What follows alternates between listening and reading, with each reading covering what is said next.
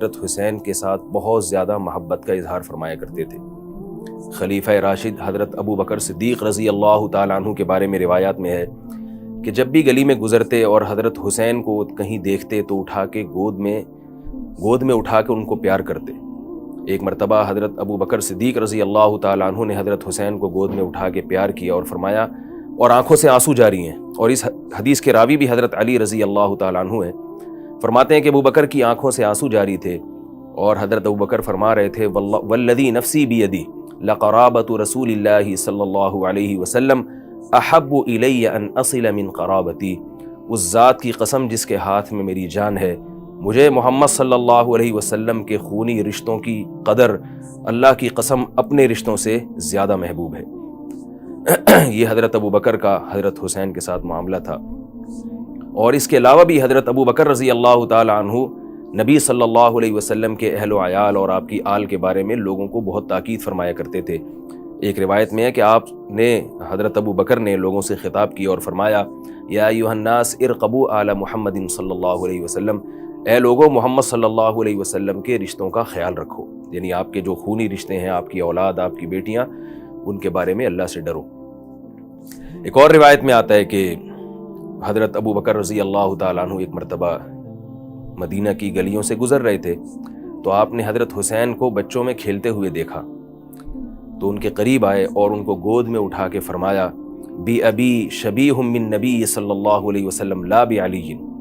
حضرت علی قریب میں موجود تھے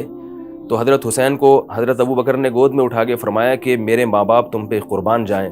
اللہ کی قسم یہ محمد صلی اللہ علیہ وسلم کے زیادہ مشابہ ہیں، علی کے مشابہ نہیں ہیں، یعنی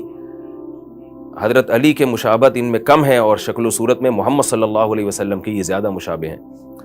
اور روایات میں آتا ہے وعلی یضحک، حضرت علی ابو بکر کی یہ بات سن کے ہنس رہے تھے۔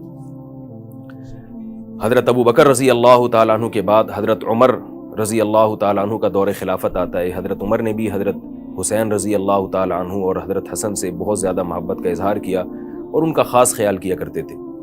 ایک روایات میں ہے کہ جب یمن سے کچھ جوڑے آئے ہیں مال غنیمت کے طور پہ، حضرت عمر رضی اللہ تعالیٰ عنہ نے ان جوڑوں کو تقسیم کیا، لباس کو تقسیم کیا، تو مدینہ میں بہت سارے صحابہ بہت اچھا، یمن کے جو جوڑے ہوا کرتے تھے بہت خوبصورت ہوا کرتے تھے، تو دیکھا کہ لوگ وہ پہن کے گھوم رہے ہیں تو آپ کی نظر حضرت حسن حسین پر پڑی، یہ دونوں بچے تھے، تو دیکھا کہ یہ سادہ کپڑوں میں گھوم رہے ہیں تو حضرت عمر کو بہت فکر ہوئی۔ حضرت عمر نے یمن کی طرف ایک قاصد کو بھیجا اور کہا کہ اس کے گورنر سے کہو کہ حسن اور حسین کے لیے بھی ایسے ہی جوڑے بھیجے جیسے دوسرے لوگوں کے لیے بھیجیں۔ تو جب بھیجے گئے وہ جوڑے اور حضرت عمر نے دیکھا کہ حضرت حسن اور حسین وہ جوڑے پہن کے گھوم رہے ہیں تو آپ نے فرمایا کہ اب میرا دل مطمئن ہوا ہے۔ ایک اور روایت میں آتا ہے کہ مشہور واقعہ ہے، حضرت عمر رضی اللہ تعالیٰ عنہ نے ایک مرتبہ جب بیت المال سے وظائف جاری فرمائے تو اپنے بیٹے عبداللہ ابن عمر رضی اللہ تعالیٰ عنہ کا حصہ اس میں کم رکھا اور حضرت حسن اور حضرت حسین کا حصہ زیادہ رکھا۔ یہ واقعہ بڑا دلچسپ ہے۔ تو عبداللہ ابن عمر رضی اللہ تعالیٰ عنہ جو حضرت عمر کے بیٹے تھے، انہوں نے اپنے والد پر یہ اعتراض کیا کہ اے میرے والد محترم، میں نبی صلی اللہ علیہ وسلم کے ساتھ بہت ساری جنگوں میں شریک رہا ہوں، حضرت حسن اور حسین تو اس وقت بہت چھوٹے تھے، تو میرا حق زیادہ بنتا ہے کہ مجھے اس وظیفے میں زیادہ حصہ دیا جائے۔ حضرت عمر نے جو جواب دیا وہ بڑا ہی دلچسپ، فرمایا اے میرے بیٹے، اے ابن عمر، ہل ابوک مثل ابیہما وہل امک مثل امیہما وہل جدک مثل جدہما، تو بتا کہ کیا تیرا باپ ان دونوں کے باپ جیسا ہے، اور کیا تیری ماں بھی ان دونوں کی ماں جیسی ہے، اور کیا تیرے نانا بھی ان دونوں کے نانا جیسے ہیں؟ یعنی یہ تین فضیلتیں ان دونوں کو حاصل ہیں تو جو تجھے حاصل نہیں ہیں۔ ایک تو یہ کہ تیرا باپ ان دونوں کے جو والد ہیں وہ تیرے والد سے افضل ہیں۔ یہ حضرت عمر کی تواضع تھی کہ حضرت علی کو اپنی ذات پر ترجیح دیا کرتے تھے، اور ان کی والدہ تیری والدہ سے افضل ہیں، اس میں تو کوئی شبہ نہیں ہے۔ حضرت فاطمہ کا مقام وہ حضرت عمر کی اہلیہ کے مقام سے کئی گنا زیادہ ہے، اور ان کے نانا تیرے نانا جیسے نہیں ہیں، یعنی ان کے نانا تو محمد صلی اللہ علیہ وسلم ہیں اور تیرے نانا محمد صلی اللہ علیہ وسلم نہیں ہیں۔ تو اس بنیاد پر بھی حضرت عمر نے حضرت حسن اور حضرت حسین کو فضیلت دی۔ اور حضرت عمر رضی اللہ تعالیٰ عنہ کے بارے میں علامہ ابن تیمیہ رحمہ اللہ نے یہ بات خصوصیت سے ذکر کی ہے کہ جب بھی وظائف جاری کرتے حضرت عمر تو حضرت عمر کی عادت تھی کہ جو دین میں پہل یعنی جو دین میں مقدم ہیں ان کو زیادہ وظائف دیا کرتے تھے، جو مؤخر ہیں ان کو کم دیا کرتے تھے. لیکن اس میں حضرت عمر رضی اللہ تعالیٰ عنہ نے آل رسول کو سب سے زیادہ مقدم کیا ہے، سب سے زیادہ مقدم، اور اپنا نمبر بہت بعد میں رکھا ہے. آل رسول، آل بیت محمد صلی اللہ علیہ وسلم کی آل اولاد کو آپ تمام صحابہ پر وظائف کے معاملے میں ترجیح دیا کرتے تھے. یہی وجہ ہے کہ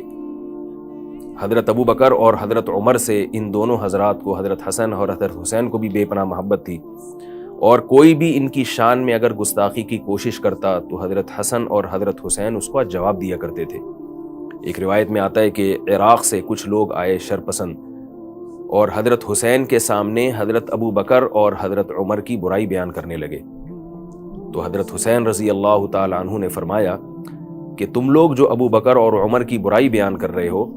تو مجھے یہ بتاؤ کہ قرآن مجید میں 3 قسم کے مسلمانوں کا بیان ہے، چوتھی قسم کوئی بھی نہیں ہے. ایک قسم تو وہ ہے جن کے بارے میں قرآن فرماتا ہے والذین ہاجروا فی سبیل اللہ واخرجوا من دیارہم، وہ مسلمان جنہوں نے ہجرت کی اور ان کو اپنے گھروں سے نکالا گیا. تو فرمایا کہ بتاؤ ابو بکر اور عمر ان میں سے ہیں یا تم ان میں سے ہو؟ ان لوگوں نے کہا ہم ان میں سے نہیں ہیں، ابو بکر عمر ان لوگوں میں سے ہیں جن کو گھروں سے نکالا گیا. حضرت حسین نے فرمایا دوسرا طبقہ مسلمانوں کا وہ ہے جس کو قرآن بیان کرتا ہے والذین تبوؤا الدار والایمان من قبلہم یحبون من ہاجر الیہم، وہ انصار صحابی جنہوں نے مہاجرین کے ساتھ مدد کی،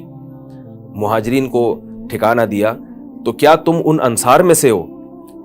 وہ عراق سے جو فتنہ پرست لوگ آئے ہوئے تھے انہوں نے کہا نہیں، ہم ان میں سے بھی نہیں ہیں. حضرت حسین نے قرآن کی تیسری آیت تلاوت کی. فرمایا ایک طبقہ تو قرآن میں مسلمانوں کا وہ بیان کیا جنہوں نے ہجرت کی، گھر بار چھوڑا. دوسرا طبقہ قرآن نے وہ بیان کیا ہے جو انصار تھے جنہوں نے ان مہاجرین کو پناہ دی. اور تیسرا طبقہ بعد میں آنے والے وہ مسلمان جن کا قرآن میں ان الفاظ کے ساتھ تذکرہ ہے یقولون ربنا اغفر لنا ولاخواننا الذین سبقونا بالایمان ولا تجعل فی قلوبنا غلا للذین آمنوا. فرمایا قرآن مجید میں آتا ہے کہ کچھ لوگ بعد میں آئیں گے، وہ ایسے ہوں گے جو یوں کہا کریں گے کہ اے اللہ یہ جو انصار اور مہاجر صحابہ ہم سے پہلے گزر چکے، اے اللہ تو ان کی خطاؤں کو معاف فرما دے اور ہمارے دل میں ان سے بغض پیدا نہ کرنا بلکہ ہمارے دل میں ان سے محبت پیدا کرنا. تو یہ وہ تیسرا طبقہ ہے جو انصار میں سے بھی نہیں ہے، مہاجرین میں سے بھی نہیں ہے، لیکن انصار اور مہاجرین سے محبت کرنے والا ہے. تو حضرت حسین نے فرمایا کہ تم اس قسم میں سے بھی نہیں ہو، کیونکہ اگر تمہیں محبت ہوتی تو ابو بکر اور عمر کی تم برائی بیان نہ کرتے. تو اس طرح دلائل کی دنیا میں حضرت حسین نے حضرت ابو بکر اور حضرت عمر کا دفاع کیا ہے. اور حضرت عثمان رضی اللہ تعالیٰ عنہ کے دور میں پھر حضرت حسن اور حضرت حسین جہاد میں مسلمانوں کی فوج کے ساتھ شریک رہے ہیں، اور صحابہ کرام حضرت حسن اور حضرت حسین کی موجودگی کو اپنے درمیان فخر سے دیکھا کرتے تھے.